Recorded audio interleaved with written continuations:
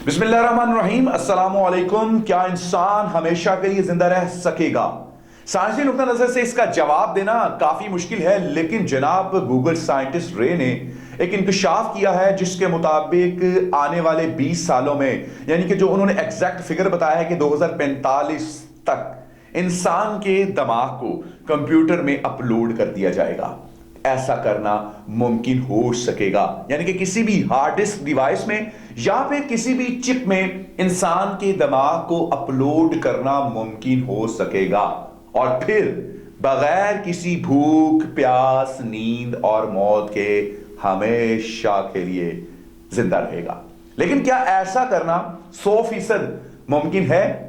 और इसके लिए फिर तो हजारों टेराबाइट मेमोरी भी दरकार होगी। बहुत सारे सवालात हैं जो हम साइंटिस्ट के लिए छोड़ना चाहेंगे कि अगर फर्ज कर लिया जाए किसी भी आर्टिफिशियल इंटेलिजेंस के हामिल रिपोर्ट में इंसानी दिमाग को अपलोड कर दिया जाए, जो सही फैसला भी कर सकेगा, सही सोच भी सकता होगा, अच्छे और बुरे में तमीज भी कर सकता होगा, लेकिन क्या वो मोहब्बत, नफरत, गुस्से और खुशी के जज्बात और एहसासात को महसूस कर सकेगा?